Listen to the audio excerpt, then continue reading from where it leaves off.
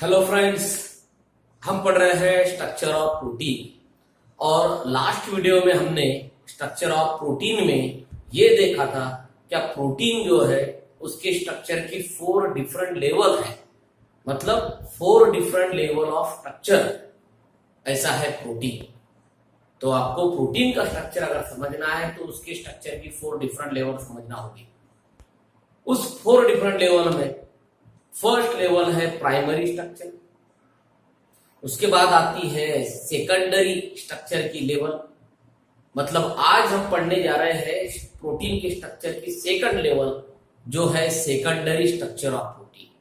आपने primary structure of protein में देखा है कि किस तरह से अल्फा अमीनो एसिड से पॉलीपेप्टाइड चेन बनती है और उसी पॉलीपेप्टाइड चेन के फॉर्मेशन को आपने प्राइमरी स्ट्रक्चर कहा।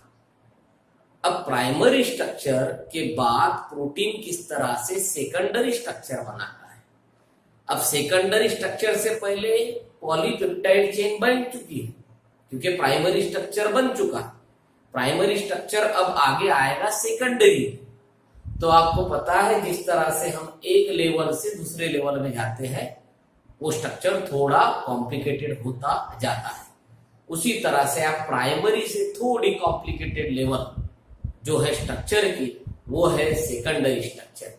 तो आज पढ़ेंगे प्रोटीन का सेकेंडरी स्ट्रक्चर। तो किस तरह से सेकेंडरी स्ट्रक्चर बनाया जाता है, किस तरह से बनता है, किसे सेकेंडरी स्ट्रक्चर कहते हैं, तो आइए देखते हैं सेकेंडरी स्ट्रक्चर ऑफ प्रोटीन। सबसे पहले उसकी डेफिनेशन, किसे सेकेंडरी स्ट्रक्चर है? The 3 dimensional arrangement of polypeptide chain. Primary structure मतलब पॉलीपेप्टाइड चेन। प्राइमरी स्ट्रक्चर बन चुका है, पॉलीपेप्टाइड चेन बन चुकी है। अब उस पॉलीपेप्टाइड चेन की जब 3 डायमेंशनल अरेंजमेंट होगी, जब पॉलीपेप्टाइड चेन की मतलब प्राइमरी स्ट्रक्चर की 3 डायमेंशनल अरेंजमेंट होगी एट लोकलाइज रीजन। देखिए ये वर्ड बहुत इंपॉर्टेंट है। पॉलीपेप्टाइड चेन बनने के बाद पॉलीपेप्टाइड चेन में ही 3 डायमेंशनल अरेंजमेंट होगी। वो पॉलीपेप्टाइड चेन खुद को 3 डायमेंशनली अरेंज करेगी। लोकलाइज रीजन का मतलब पॉलीपेप्टाइड चेन खुद को 3 डायमेंशनली अरेंज करेगी। मतलब the 3 dimensional arrangement of polypeptide chain at localize region. Localize region का मतलब स्ट्रक्चर में ही, पॉलीपेप्टाइड चेन में ही, उसी पॉलीपेप्टाइड चेन में क्या होगा, उसी पॉलीपेप्टाइड चेन की जो 3 डायमेंशनल अरेंजमेंट होगी, उसी पॉलीपेप्टाइड चेन के 3 डायमेंशनल अरेंजमेंट से सेकेंडरी स्ट्रक्चर प्रोड्यूस होगा। मतलब सेकेंडरी स्ट्रक्चर ऑफ प्रोटीन की डेफिनेशन क्या है?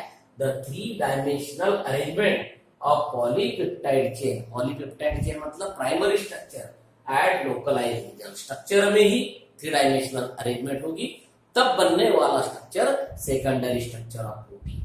फिर आप सबसे बड़ा जो इसमें पॉइंट है वो है सेकेंडरी स्ट्रक्चर क्यों बनता है।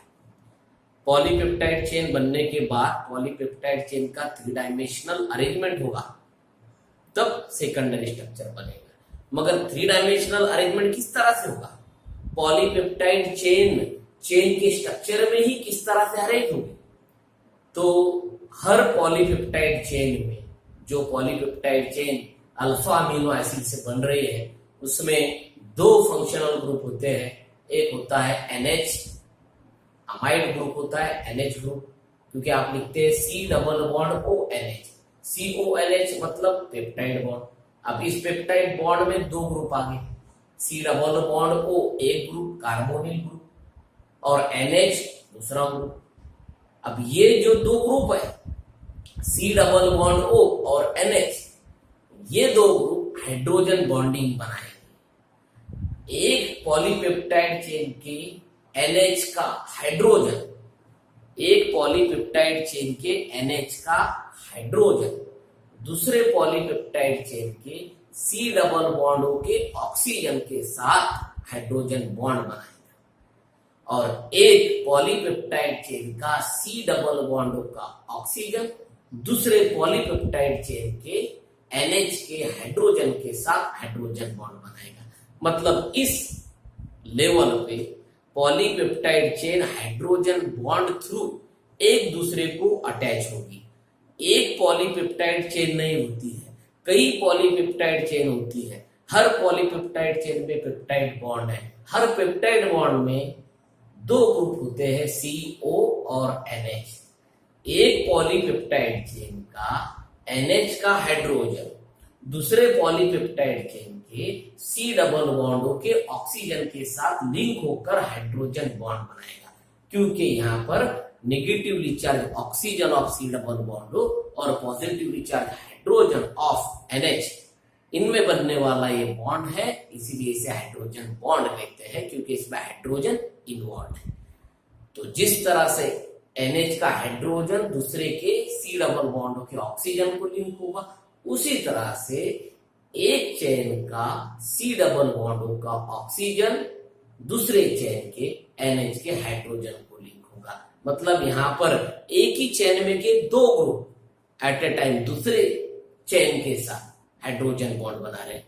एक का NH का हाइड्रोजन दूसरे का C डबल बॉन्ड का ऑक्सीजन, फिर से पहले का C डबल बॉन्ड का ऑक्सीजन दूसरे का NH का हाइड्रोजन। तो ये हाइड्रोजन बॉन्ड बनने की वजह से कई सारे पॉलीपेप्टाइड चेन में इंटरनल लिंकेज, मतलब पॉलीपेप्टाइड चेन में ही बॉन्डिंग हो जाती है। कई पॉलीपेप्टाइड चेन एक दूसरे के साथ लिंक हो जाते हैं थ्रू दी हाइड्रोजन बॉन्ड। अब ये हाइड्रोजन बॉन्ड बनने की वजह से, लिंकेज बनने की वजह से स्ट्रक्चर 3 डायमेंशनली अरेंज होगा, इसलिए ये जो सेकेंडरी स्ट्रक्चर है वो बनता है। मतलब यहाँ पर सेकेंडरी स्ट्रक्चर बनने की प्रोसेस कैसी है, किस तरह से सेकेंडरी स्ट्रक्चर बनता है, वही बताया है इस पॉइंट में। Hydrogen bonding takes place in between, मतलब हाइड्रोजन बॉन्डिंग बनने वाली है स्ट्रक्चर में, कहां पर, किसके बीच, in between hydrogen of NH। हर पॉलीपेप्टाइड चेन में NH ग्रुप है। NH का हाइड्रोजन, NH मतलब अम्ल, और किसके साथ, NH के हाइड्रोजन की हाइड्रोजन बॉन्डिंग किसके साथ बनने वाली, oxygen of C double bond O group, क्योंकि हर पॉलीपेप्टाइड चेन में C double bond O group भी है।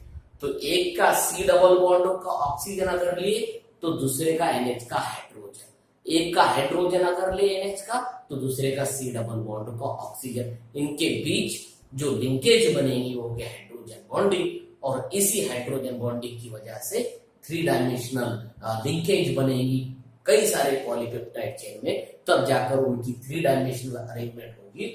और इसी 3 डायमेंशनल अरेंजमेंट से यहाँ पर सेकेंडरी स्ट्रक्चर प्रोड्यूस होगा। अब ये जो है 3 डायमेंशनल अरेंजमेंट किस तरह से होगी, यहाँ पर भी 3 डायमेंशनल अरेंजमेंट होने के 2 चांसेस है। 3 डायमेंशनल अरेंजमेंट 2 चांसेस से हो सकती है, इसीलिए प्रोटीन के 2 सेकेंडरी स्ट्रक्चर एग्जिस्ट है। मतलब प्रोटीन के सेकेंडरी स्ट्रक्चर कितने हैं, 2 है। क्यों 2 है, बिकॉज ये जो पॉलीपेप्टाइड चेन है उनकी अरेंजमेंट किस तरह से होगी उस पर वो डिपेंड करता है। यहाँ पर 2 वे है, 2 चांसेस है पॉलीपेप्टाइड चेन को 3 डायमेंशनली अरेंज होने के। एक पहला चांस जिससे बनेगा पहला स्ट्रक्चर अल्फा हेलिक्स स्ट्रक्चर। मतलब पॉइंट क्या है, 2 types of secondary structure. Secondary structure कितने, 2 तरह के, 2 प्रकार के। अब ये 2 प्रकार के सेकेंडरी स्ट्रक्चर क्यों बन रहे हैं, because 3 dimensional arrangement of polypeptide chain को 2 चांसेस से अरेंज होने के लिए। उससे प्रोटीन की कितने स्ट्रक्चर बन रहे हैं सेकेंडरी, 2। वो कौन से, एक है अल्फा हेलिक्स स्ट्रक्चर, सबसे पहले सेकेंडरी स्ट्रक्चर का नाम अल्फा हेलिक्स स्ट्रक्चर, और दूसरे सेकेंडरी स्ट्रक्चर का नाम बीटा प्लीटेड शीट स्ट्रक्चर। देखिए प्रोटीन के कौन से 2 सेकेंडरी स्ट्रक्चर है, प्रोटीन के 2 सेकेंडरी स्ट्रक्चर, सबसे पहला अल्फा हेलिक्स स्ट्रक्चर, ये भी सेकेंडरी है, और दूसरा beta pleated PLEATED beta pleated sheet structure, beta pleated sheet structure. ये दोनों भी सेकेंडरी स्ट्रक्चर है प्रोटीन के। तो ये दोनों भी टॉपिक अल्फा हेलिक्स स्ट्रक्चर और बीटा प्लीटेड स्ट्रक्चर, मतलब ये दोनों सेकेंडरी स्ट्रक्चर हम सेपरेटली स्टडी करेंगे। तो सबसे पहले देखते हैं अल्फा हेलिक्स स्ट्रक्चर, किस तरह से अल्फा हेलिक्स स्ट्रक्चर बनता है, किस तरह से ये सेकेंडरी स्ट्रक्चर होता है, और उसके बाद बीटा प्लेटेड शीट स्ट्रक्चर।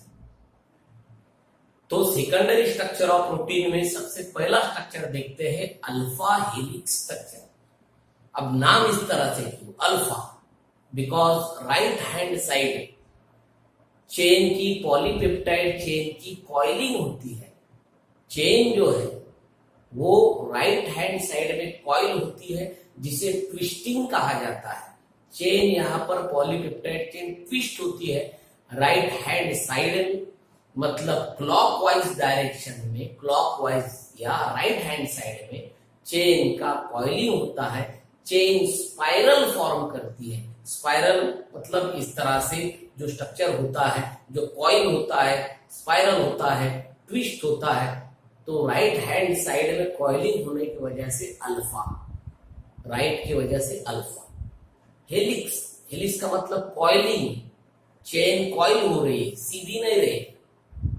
जिस तरह से कोई रोप होता है, तो रोप जब बनता है तो उसके जो अंदर के फाइबर होते हैं तो कॉइल होते हैं, तब जाकर रोप बनता है। तो उसी तरह से पॉलीपेप्टाइड चेन का राइट हैंड साइड कॉइलिंग होगा, इसलिए हेलिकल स्ट्रक्चर फॉर्म होगा। कॉइलिंग वाले स्ट्रक्चर को कहते हैं हेलिकल स्ट्रक्चर। इसलिए राइट हैंड साइड में पॉलीपेप्टाइड चेन का इसमें कॉइलिंग होगा, तो इसीलिए इसे अल्फा हेलिक्स स्ट्रक्चर कहते हैं। तो पॉलीपेप्टाइड चेन आपको पता है किस तरह से होती है, NHCHR CONH, ये होगा एक अल्फा अमीनो रेसिड्यू। फिर बाद में फिर से वो कनेक्ट होता है CHR CONH, ये होगा एक और भी CHR CO, फिर वो आगे कंटिन्यू होता है।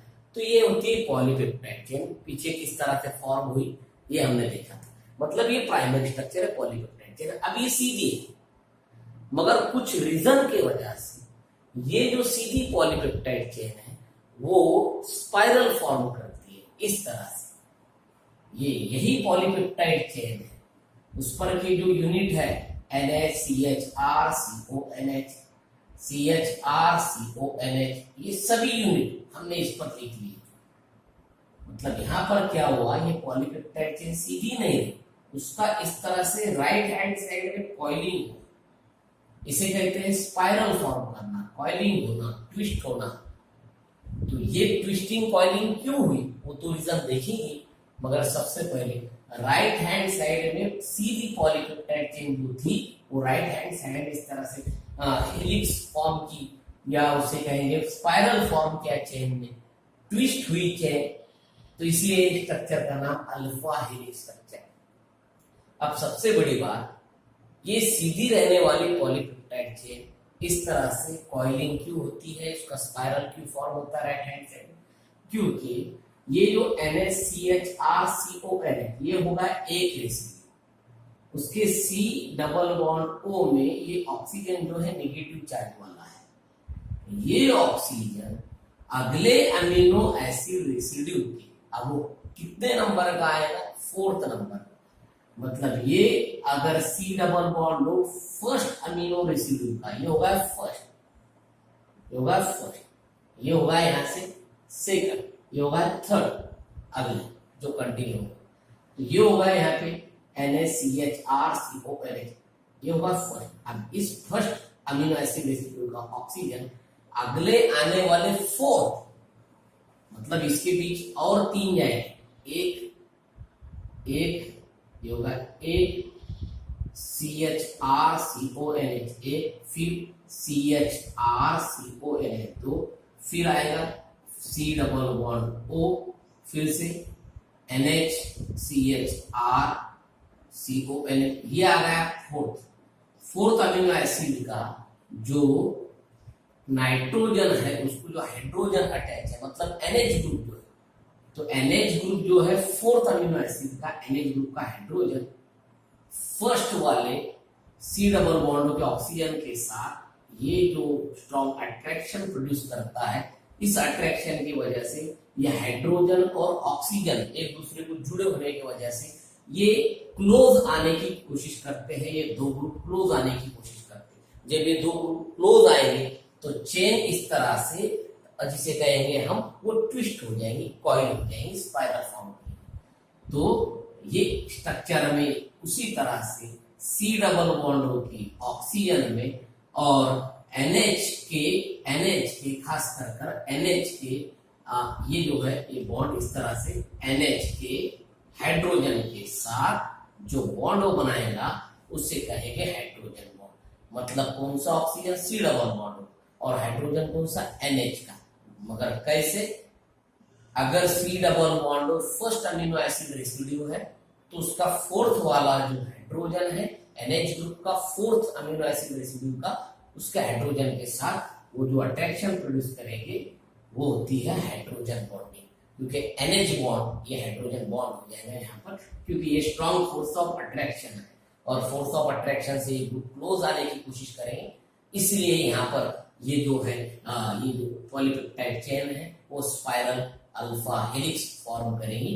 राइट हैंड साइड में वो फोल्ड होगी, इसलिए इस तरह की ये राइट हैंड साइड फोल्डिंग को अल्फा हेलिक्स स्ट्रक्चर कहते हैं। तो ये इस तरह से सभी सी डबल बॉन्डों के ऑक्सीजन में और आने वाले NH के हाइड्रोजन में, फर्स्ट वाले का ऑक्सीजन, फोर्थ वाले का हाइड्रोजन, ऐसे कई सारे हाइड्रोजन बॉन्ड, ये भी बना, ये भी बना, ये भी बना, ये भी बना, इस तरह से कई सारे हाइड्रोजन बॉन्ड स्ट्रक्चर में फॉर्म होंगे। ये एक पॉलीपेप्टाइड चेन के लिए आपने देखी, इसलिए इसे क्या कहा, backbone of alpha helix structure. ये जो डायग्राम ये बैकबोन है, क्योंकि ये एक पॉलीपेप्टाइड चेन के लिए होगा। ऐसा कई सारे पॉलीपेप्टाइड चेन के लिए होगा, क्योंकि प्रोटीन में एक पॉलीपेप्टाइड चेन नहीं होती है, प्रोटीन में कई सारे पॉलीपेप्टाइड चेन होती है। तो इस तरह से अल्फा हेलिक्स स्ट्रक्चर बनता है। तो इस स्ट्रक्चर की क्या फीचर्स है, क्या इंपॉर्टेंस है वो देखेंगे। Features of structure, the alpha helix structure form. Alpha helix structure कैसा फॉर्म होता है? व्हेन अ पॉलीपेप्टाइड चेन, जैसे कि ये polypeptide chain twisted into, twist होती है, जिसे कहेंगे हम फोल्ड होती है, twisted folded into a right handed और क्लॉकवाइज स्पाइरल। मतलब कौन सा स्पाइरल, कौन से डायरेक्शन में वो फोल्ड होती है? Right hand side. इसलिए जो स्पाइरल बनता है वो राइट हैंड साइड स्पाइरल बनता है, इसलिए इसे अल्फा हेलिक्स स्ट्रक्चर कहते हैं। सबसे बड़ा रीजन क्या है, क्यों बना ये अल्फा हेलिक्स स्ट्रक्चर? ईच, अब इसमें जो है एक जो टर्न है, ये होगा एक टर्न, यहां से लेकर तो यहां तक, इसे एक टर्न कहेंगे। यहां से लेकर तो यहां तक ये एक टर्न होगा, फिर यहां से लेकर यहां तक ये एक टर्न होगा, और फिर यहां से लेके आगे जो भी होगा वो एक टर्न होगा। तो ये जो एक टर्न है यहां से लेके तो यहां तक, एक टर्न में कितने अल्फा अमीनो एसिड रेसिड्यू आना चाहिए? तो तकरीबन पूरे कंप्लीट 4 नहीं होते, थोड़ा सा 4 से कम होता है। एक टर्न में 3.6 इतने मॉलिक्यूल, अल्फा अमीनो मॉलिक्यूल का पार्ट उसमें आना चाहिए। मतलब एक टर्न में ये जो हेलिक्स का एक टर्न है, इसमें कंप्लीट 4 अल्फा अमीनो एसिड नहीं आते, 3.6 अल्फा अमीनो एसिड रेसिड्यू आते हैं। फिर उसके बाद में क्यों हुई स्पाइरल, क्यों कॉइलिंग हुई, क्यों फोल्डिंग हुई? उसका सबसे बड़ा region C double bond group of 1 amino acid, एक अमीनो एसिड का सी डबल बॉन्ड ग्रुप जिसमें का oxygen is hydrogen bonded to, वो हाइड्रोजन बॉन्ड होगा, कौन? सी डबल बॉन्ड होगा ऑक्सीजन एक amino acid molecule is hydrogen bonded to, वो हाइड्रोजन बॉन्डेड होगा, मतलब हाइड्रोजन बॉन्ड फॉर्म होगा किसके साथ? NH group of 4th amino acid. मैंने बताया फर्स्ट का सी डबल बॉन्ड का अगर ऑक्सीजन है तो अब किससे हाइड्रोजन बॉन्ड फॉर्म करेगा? तो स्ट्रक्चर फोल्ड होगा, स्ट्रक्चर स्पाइरल फॉर्म करेगा। आने वाले 4th अमीनो एसिड रेसिड्यू के NH के हाइड्रोजन, मतलब सी डबल बॉन्ड का ऑक्सीजन और NH का हाइड्रोजन, इनके बीच हाइड्रोजन बॉन्ड बनता है। क्योंकि ऑक्सीजन नेगेटिवली चार्ज है, हाइड्रोजन पॉजिटिवली चार्ज है, नेगेटिव पॉजिटिव अट्रैक्शन बन रहा है, जिसमें हाइड्रोजन एटम होने की वजह से उसका नाम, जो फोर्स ऑफ अट्रैक्शन का नाम है, वो हाइड्रोजन बॉन्ड है। इसीलिए, मगर इसमें सबसे बड़ी बात, तो वो कौन सा सी डबल बॉन्ड होगा? अगर फर्स्ट वाला ले रहे तो NH का हाइड्रोजन आएगा 4th वाले अमीनो एसिड रेसिड्यू का, तो उनमें हाइड्रोजन बॉन्ड बनने की वजह से ये चेन जो ऐसी सीधी थी सबसे पहले प्राइमरी स्ट्रक्चर में, वो फोल्ड हो गई है, कॉइल हो गई, उसने स्पाइरल फॉर्म किया है, और फिर बाद में hydrogen bond parallel to alpha helix, ये अल्फा हेलिक्स, ये जो होगा बैकबोन होगा अल्फा हेलिक्स का। अब इस अल्फा हेलिक्स को ये हाइड्रोजन बॉन्ड सभी देखिए आप, ये भी देखिए, ये भी देखिए, ये भी देखिए, ये भी देखिए, सभी कैसे पैरेलल है, मतलब जिस डायरेक्शन में वो अल्फा हेलिक्स जा रहा है आगे, उसी डायरेक्शन में ये जो हाइड्रोजन बॉन्ड है वो भी होते हैं, इसलिए हाइड्रोजन बॉन्ड पैरेलल है अल्फा हेलिक्स को, hydrogen bond parallel to alpha helix. इस तरह से अल्फा हेलिक्स स्ट्रक्चर होता है प्रोटीन का। अगर एग्जांपल पूछे तो सेकेंडरी स्ट्रक्चर कौन से प्रोटीन में पाया जाता है, तो उसके एग्जांपल है सेकेंडरी स्ट्रक्चर ऑफ प्रोटीन के एग्जांपल में मायोसिन, आपको पता है मायोसिन मसल प्रोटीन है, मायोसिन मसल प्रोटीन, क्योंकि मसल में होता है मायोसिन नाम का प्रोटीन, एंड ये हो गया, और साथ में केराटिन, जिसे खास कर अल्फा केराटिन कहते हैं, अल्फा केराटिन, ये एक सेकंड एग्जांपल, ये पाया जाता है इन हेयर, हमारे बालों में, हमारे हेयर में अल्फा केराटिन होता है। तो ये जो दो एग्जांपल है, myosin in muscle and alpha keratin in hair, are secondary structure. तो इनको किस तरह से स्ट्रक्चर होता है, सेकेंडरी स्ट्रक्चर, मतलब आपको अगर सेकेंडरी स्ट्रक्चर खास कर अल्फा हेलिक्स स्ट्रक्चर अगर पूछे तो आपने बताना मायोसिन और alpha keratin are secondary structure, मगर कौन सा सेकेंडरी स्ट्रक्चर, तो खासकर अल्फा हेलिक्स सेकेंडरी स्ट्रक्चर इनमें पाया जाता है। तो इस तरह से ये एक छोटा सा टॉपिक था अल्फा हेलिक्स स्ट्रक्चर, ये एक ही पार्ट हुआ सेकेंडरी स्ट्रक्चर का, मगर आपको पता है सेकेंडरी स्ट्रक्चर दो होते हैं, अल्फा हेलिक्स और बीटा प्लेटेड शीट स्ट्रक्चर। तो अगले वीडियो में इसमें का जो बीटा प्लेटेड शीट स्ट्रक्चर जो है सेकेंडरी का, वो हमारा जो अगले वीडियो में है वो तब हम देखेंगे। तब तक आप ये जो अल्फा हेलिक्स स्ट्रक्चर का वीडियो है अच्छी तरह से देखते रहिए, वीडियो को लाइक कीजिए, कमेंट्स कीजिए, और भी कोई सजेशन हो गया आपके वो भी बताइए। Okay, thank you.